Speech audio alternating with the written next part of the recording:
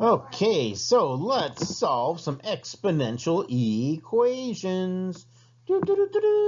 How do we solve equations? Well, if I saw x plus 3 equals 5, I would undo the operation. The opposite operation for addition is subtraction. X equals 2. What if I had 4x equals 28? I know. Let's undo the operation. Opposite of multiplication is division. Divide both sides by 4. X equals 7. Square root of x equals 6. Let's undo the operation. Opposite of square root would be squared. Let's square both sides. X is 36. How would I solve this? I know. Let's undo the operation. 2 raised to some weird exponent that includes x. 2 to the 2x minus 7. Hey, what have we been doing this unit? We've been doing logarithms.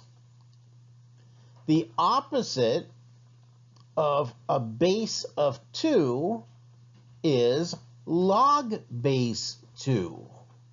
Log base 2 will cancel a base of 2. Now I've got 2x minus 7 equals log base 2 of 32. Hey, we've been practicing how to evaluate logarithms, right? Log base 2 of 32 is just 5. Either use your exponential table, or if you have to grab a calculator, you can use your change of base formula and come up with that. Of course, now the opposite of subtracting 7 is adding 7, and the opposite of multiplying by 2 is dividing by 2.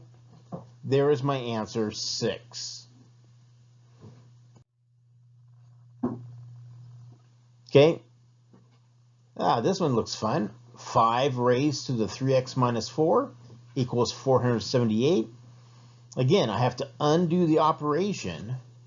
And so to undo a base of 5, I will do log base 5.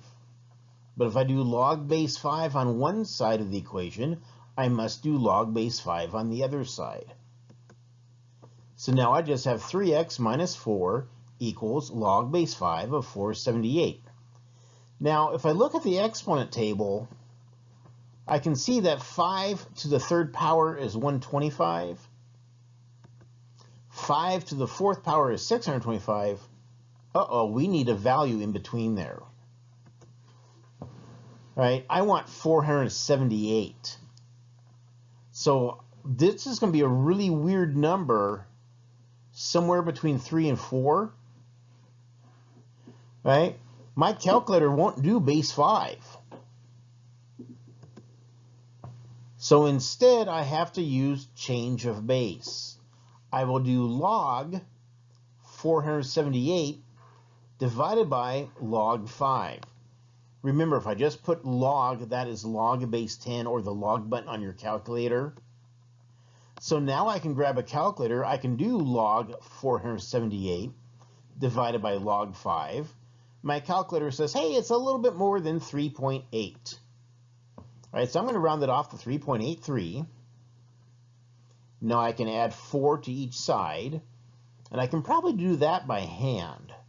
But now when I divide by 3, I'm most definitely going to grab a calculator, right? I am not going to try to do 7.83 divided by 3 in my head or by hand. I'm going to grab a calculator.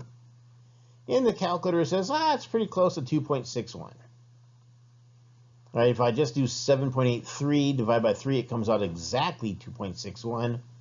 But if I had taken that value that was already in my calculator divided by 3, well, actually, no, first I have to add 4, then divide by 3, it would come out as an approximation. P to the fourth power.